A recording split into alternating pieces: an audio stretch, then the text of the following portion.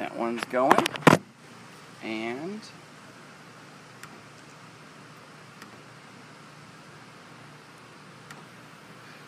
okay. So good morning, good afternoon, wherever you're at. This is the first episode of What's New in Adaptive Physical Education. So this is Podcast 101. This podcast deals specifically with adaptive physical education and what is important about adaptive physical education, the benefits of it, updates about the field, what's going on as far as equipment-wise or legislation, and we're going to be interviewing different professionals and parents and getting their perspectives and experiences with the field of adaptive physical education. So I'm going to start by just introducing myself, Scott McNamara, and then we are going to further discuss today's episode. I'm Scott McNamara, and I'm currently a PhD candidate at Texas Women's University. I have worked the last few years in Michigan public school system, working with a variety of different special needs students. I'm also the executive director of Camp Abilities Michigan, sports camp with specially designed sports for kids with visual impairments. I love the field and all that the field tries to accomplish. I started this podcast to try and show others the tremendous value that it has for individuals with disabilities and try to come up with a better medium to communicate the news of adaptive physical education to different professionals, service providers, and parents. So, all right, so now on to today's episode. We're really lucky to have Carol Dazer here. She is here for our very first episode. Hi, Carol. Hi, good morning. Carol is a PE/APE teacher, so physical education or adaptive physical education teacher in Livonia Public Schools in Michigan for over 30 years. And we're extremely happy to have her and her expertise, but we're also really happy to have her because this last year she was awarded the Adaptive Physical Education Teacher of the Year Award for the state of Michigan through Michigan Society of Health and Physical Education. So welcome and thank you for being here. So Carol, can you describe a little bit what your daily life looks like in adaptive physical education? I am an elementary physical education / adaptive physical education teacher in Livonia Public Schools. I travel between two schools, Cleveland Elementary and Cass Elementary. And my week or my days look like I'm teaching general PE classes.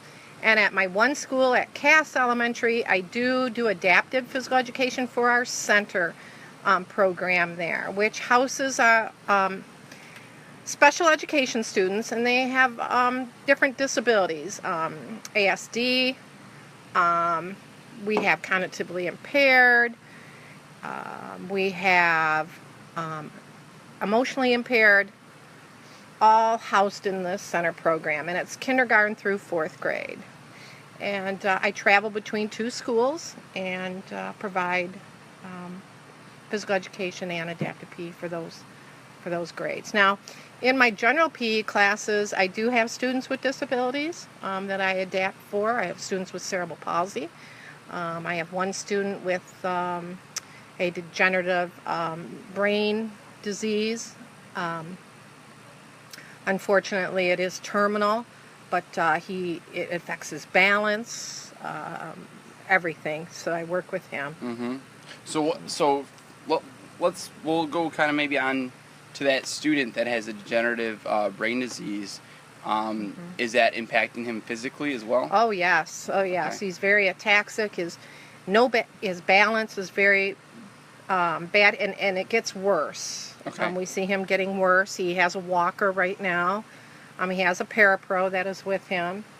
But he's still alert. He knows what is going on. He'll come in to physical education, and the parapro and I will adapt whatever he needs for that unit. So, and what grade is he in? He is going in 3rd grade. So Okay. I just had him for 2nd grade. So he's going into 3rd grade. And I had him in 1st grade too. So what could be like an example, maybe one or two examples of how you're adapting things for him you know, through some games, or what are some different adaptations that you've used for them? Well, in second grade, we don't. I don't. We're still working on a lot of gross motor and some of the sports skills, but just very, very basic. So let's say we are doing the underhand throw. The parapro and I, his upper body strength and balance is very weak. So we move him closer to a target. We have him use a yarn ball because it's very light. He can swing his arm back. We do a lot of one-on-one with him where we'll actually do a hands-on where we'll help him with his arm in that motion, that underhand throw motion. I'll have put him with a peer partner. We're a peer partner because once he starts to move, he'll lose his balance going to get his ball. So that peer partner will go get the ball for him and bring it back. I may have to tether a ball for him sometimes, or sometimes he'll use a balloon to do some eye-hand coordination. Great. Well, it sounds like you're doing a nice job with them. Yes. His parapro's wonderful with him, so. That's very nice. So, you know, Carol, I want to know, you know, how did you end up getting into the field of adapted physical education? Well, I've been teaching for 25 years. I've always, and been in Livonia Public Schools, I've always worked with students with disabilities. I always liked it. Over my life, I adopted 2 children of my own, and one of my own children has a disability, a cerebral palsy. So in a way, it kind of hit me personally also as a parent and a teacher. And I just always wanted to work with students with disabilities. And my district always kind of knew that, people who knew me. So when placements came around, they'd always put me like at a school where they had a center program because they know I'd be good with those kids. Also, and then I found out, I was at one of my MOPR conventions, and I found out about the My Leap program at Wayne State, and I'm a Wayne State alumni. I did my bachelor's and master's there. And Dr. Susanna Dillon told me about the grant that she received, and she is certifying classroom or phys ed teachers who want to get their adaptive PE national certification. She paid for it and trained me, and I was so interested in the program. I applied and got in. And that's actually how Carol and I met, was through that program. Yep. I have a special education background, and they were also accepting people with that background to get their APE masters or endorsements. So that's how Carol and I actually met a few years ago now. So in you know, the grand scheme, in my background of a special education, there's this whole plethora of an IEP, and there's all this individual programming, and there can be all these different services being provided. And where do you see the role of adaptive physical education, and what benefits do you think that you know, it provides those kids on a regular basis with disabilities? Well, adaptive PE, if you have a student that qualifies for those services, and not every student with a disability does, but most do, and I think it provides them with extra physical education time, which they need. They need to, you know, move their bodies.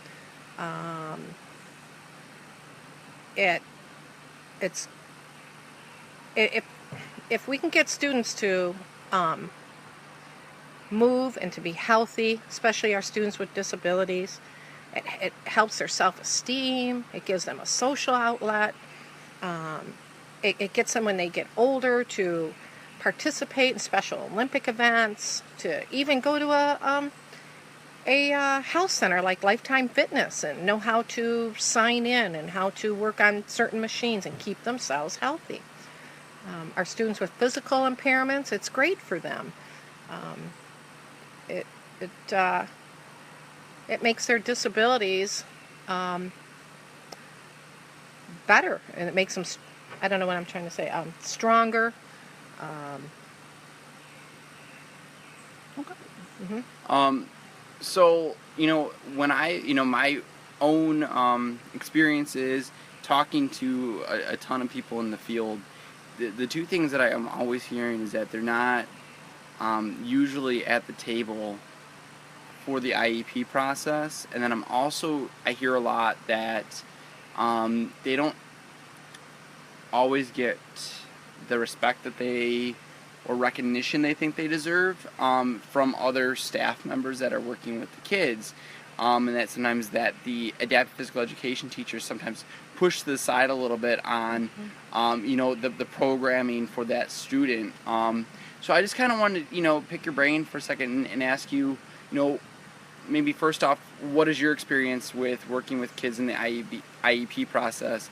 And then maybe what do you think, if it doesn't look that way, how do you think it should look? Okay, the way that at Cass Elementary in the center program, there are constantly having IEPs for our students with disabilities, and even students in the general PE that have IEPs. Yes, in physical education has always been that subject that has been, on that borderline. It's not an academic subject. You've always been kind of, not as important. And then you have your adaptive PE, where, a lot of times you're not asked to the IEPs. I mean, Susanna, a quote from her, why would a PE teacher, you're very seldom asked to the dance, why would adaptive PE be asked to, the dance? But my experience with this is that you've got to, as a PE teacher, you've got to earn that respect. You've got to let other teachers know, and your special ed teachers, your classroom teachers and the people in the IEP, that you know the language, that you know what you're doing. Invite yourself to the IEPs. Don't wait for them to invite you. Invite yourself. And then they'll know and act professional at the IEP. And let them know that you do know what you're doing. Mm-hmm. And then, demand that respect, and eventually you'll start moving in. Now, what it looks like for me now is that at Cass, a lot of times I am asked now to the IEPs for my opinion on what the student needs for far as their gross motor, or after-school programs, or Special Olympics, or what I could recommend for that student. And they ask me because I have pushed myself and made them know that I know what I'm talking about, and that's what I would recommend. You've got to let them know. You got to push yourself. Yes, and it's not that you're table. Trying to get kudos for yourself. Just push yourself just a little bit. Let them know you know the language. Let them know that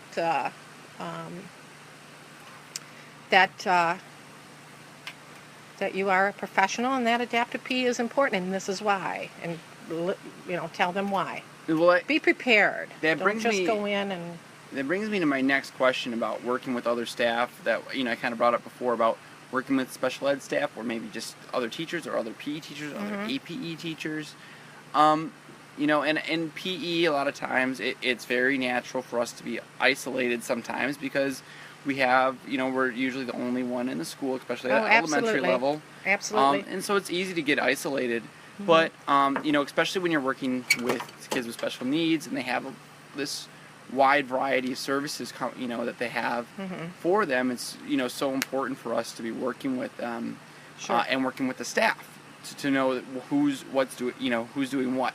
But so what, I'm going to lead into just a question of, you were talking about how you, push yourself onto the table, and maybe how do you earn if you were a new teacher and, there was not a culture of adaptive physical education already there, how do you think that you could maneuver yourself to gain their respect, from teachers that maybe have never even heard of this field?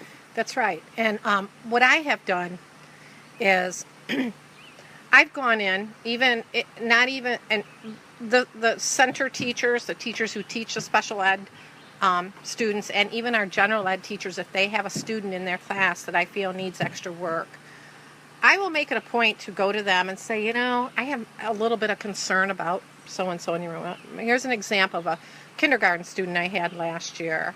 Um, his gross motor were way behind.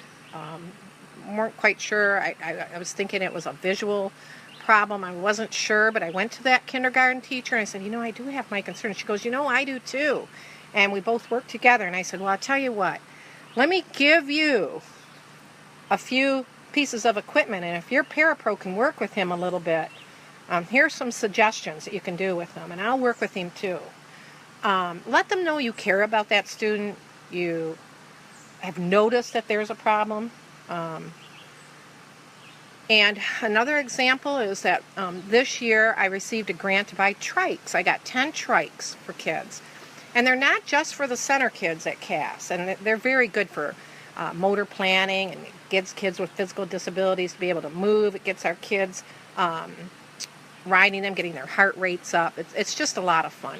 Well, they're not just for the center kids. They're for the general ed kids, PE kids too. And that one kindergarten student that I just mentioned, I went down and I actually gave her a trike.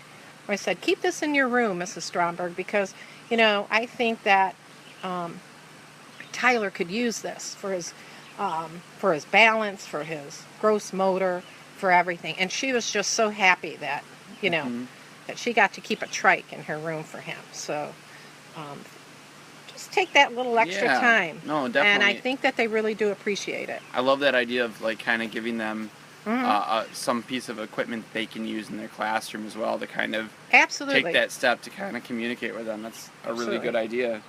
Well, so talking about staff, I'm going to go on to another question. Another, topic is, a lot of times, what I have found, except for the most persistent parents, many parents are unaware of, what adaptive physical education is, the benefits of it, and, who we are and what we do. So what are your interactions like with parents? Do you see them, on a regular basis? Are there a few parents that you see? How do you interact with them? Yes, I'll take the time out. For instance, I have a student at Cleveland, my other school. She has cerebral palsy.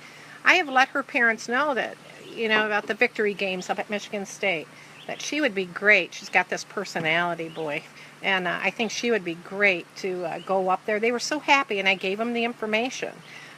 Athletes with autism down at Wayne State, I let parents know about that activity, which I've had some of my students come down and join us. I reach out to parents and let them know what's out there for them. Now, as far as adaptive physical education, if I'm in an IEP, I will let those parents know that adaptive PE is a service that they can ask for. If they do, that's up to them, but I let them know what it is. We also, in Livonia Public Schools, we have a parent advisory committee of parents that have students with disabilities. I think every district has to have that. I'm not sure. And they meet. The district I had one too. I don't know if it's mandatory though. It's something I can look into. But we do, and we have some pretty vocal parents there, and moms and dads, and they meet once a month in the evening time, and they have different topics. Well, one topic that I have brought in is, I can keep their child busy in my class, but what can they do out of school? What programs are available for students with cerebral palsy, autistic, all of that, the Special Olympics that are going on. Now, I have not done an adaptive PE session yet, and I think I will be doing that this year. What it is, how parents can ask for that service, but I have to have my director of special ed's approval for that, and that's what I'm waiting for. So you're talking about doing a in-service for the parents? Yes. And that would be, Yes. and telling them what it is and the benefits of it? Yes. That would be fantastic. So you talked about, reaching out to the parents a little bit. How is it that you do, how do you try to reach out to them initially to get their...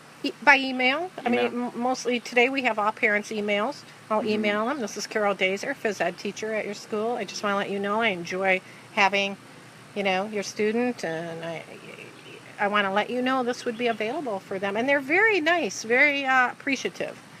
I also, if I'm running intramurals after school, some intramural programs, especially at Cass, all the center kids are invited, all of them. And they do sign up. And I have them after school also with the general ed kids. And the parents are very appreciative that I run that program and invite them, because I think that other PE teachers sometimes, oh no, the center kids can't come because there isn't going to be a parapro there for them. Well, that's, We'll figure it out. we figure it out. I put them with a peer partner. I have students come in to help me from Wayne State, or I'll have a parent even come and help if I need it. But they're always invited, and the parents are very appreciative of that. And I know Miss Dazer, that her parent interactions are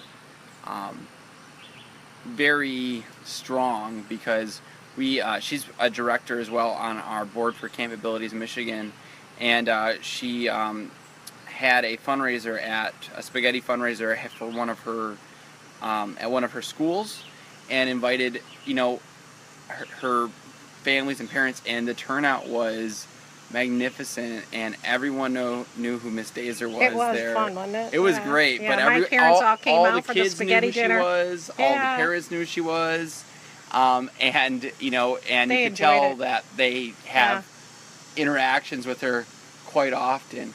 All right, so just a few more questions.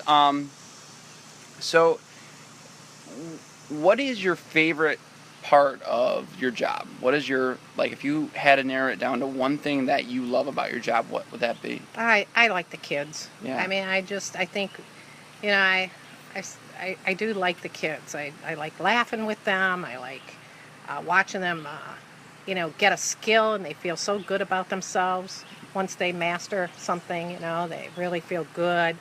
I like to hear them socializing.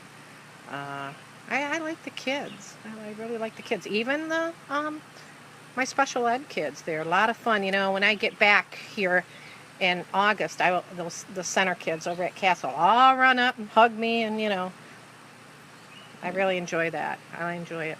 That is hard to even describe sometimes, that feeling. So, the counterpart to that is, what is the part of your job that sometimes, that gives that stress to you? And as professionals, we all get stressed out from our jobs, and we need, different outlets on how to do that. But what would you say for you is the most stressful part of your job? My most stressful is that in my district, adaptive PE isn't quite a service yet, and I'm trying not to be too invasive or too overpowering, but I keep stressing to them that I have a passion for this, and we need to make it an official service. I want to write goals and objectives on their IEP so it follows them. I want to have 3 or 4 of us in the district helping other PE teachers out if they need help. That's my most frustrating. I'm trying the best that I possibly can. Frustrating of having that passion and insight to help these kids, and not always feeling like you're being heard. Right. When it falls on deaf ears, it's hard. But I'm going to try again. I'm going to keep going. I'm going to make an appointment with our special ed director and talk to her a little bit and see how she's feeling at this point. And it's always budget cuts. It's always money. But I just want to let her know that really she's doing it. Livonia, where I work, Livonia Public Schools has always been very good in their physical education. We have a good reputation. And of course we do in the general ed, phys ed, but our kids with disabilities, we're not. We're doing them a disservice. We really need to have adaptive PE professionals on staff to help and to provide good services to them. That's all. I'm going to sideline that. I got 2 more questions. Talking about your passion and not always feeling like it's being heard or understood maybe. Where do you see the future of the field of adaptive physical education 5-10 years from now? I see it growing. I think when our parents get a hold of it more, they get educated more about it, because that's what's going to make it change. You're going to have parents want it, and that's where it's going to change. I see it. I see down the road every district having AP specialists. Which they should. On staff, which they should on staff. I do. I really do, because it only takes a couple parents to get something done. Yeah. And if we can get out there and educate them and tell them that it is available, because you don't know how many times I'll mention it and they'll say, "What is that?" I'm like, "Oh, we've got to get this out. We've got to somehow let parents know." And I'm nodding my head right now in agreement with Carol that I've heard that exact same thing of what is that, or maybe them nodding their head like they know what it is, and then you find out that no, they don't really know what it is. What and another thing, once you tell parents it's a special ed service, they kind of put their arms up and are like, "Oh, no, my child, But if you let them know, look, this is what it looks like. Your child would be in general PE probably part of the time, but then we'll help him with some adaptive PE to get him on track. And our goal is to get him back into general PE. Or you have your students that are severely multiply impaired that will never go into general PE. But, they can go to special, there's things for them to do as adults. And they can be active and designing that curriculum for them so that they're successful outside of school, which if they're not getting those services, that program might not ever exist for them. So that's right. Yeah. Okay, so my last question is do you have a really good story or your best story that you'd like to tell about being on the job doing adaptive physical education? What's one kind of stands out this year. Like I mentioned before, I got the trikes, and I got 10 trikes. They're really great for students with disabilities. It's a tricycle, but it's larger for your older kids, and it has a bar on the back where you can, if your students don't have use of their legs, you can push them.